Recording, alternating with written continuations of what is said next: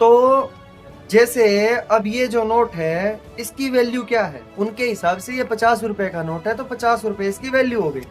तो अब मेरे को ये बात बताओ, इसके ऊपर लिखा हुआ है मैं वचन देता हूँ, यानी कि 50 रुपए देने का, तो हम 50 रुपए किससे लेके आए? ये नोट है, ये एफिडेविट है, ये नोट है, ये प्रोमिसरी नोट है, ये वचन खंड है, आप इसको कुछ भी बोल सकते हो। ये एक वायदा है, एक प्रॉमिस है।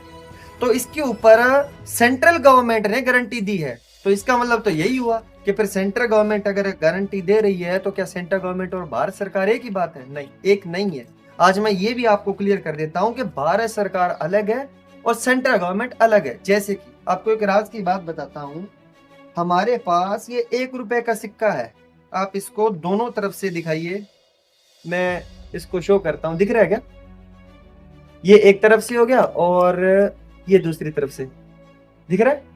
और ये 2017 का प्रिंट है, पुराना नहीं है, 2017 का है। ये देखिए नीचे यहाँ पे दिख रहा हो शायद आपको, शो कर रहा है। तो ये 2017 का है। अब इस भारत सरकार के नोट के ऊपर लिखा हुआ है 1 रुपया और इधर 1 रुपए का कॉइन भी छपा हुआ है लोहे का, जो अपने को लोहे का मिलता है, 2017 का है ये।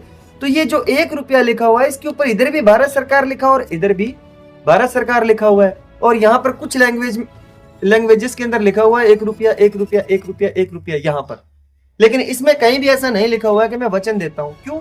इसमें क्यों नहीं है?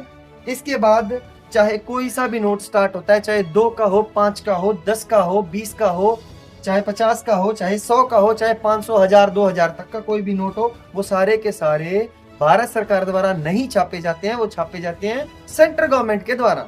तो जैसे ये 2 रुपए का एक नोट है, इसके ऊपर लिखा हुआ है कि मैं धारक को 2 रुपए अदा करने का वचन देता हूं, ये 2 रुपए का।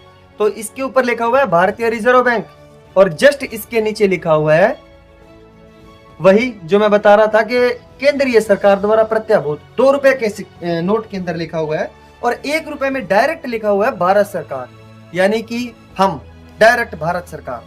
तो यहां से पता लगता है कि भारत सरकार अलग है और ये जो केंद्रीय सरकार है ये अलग है।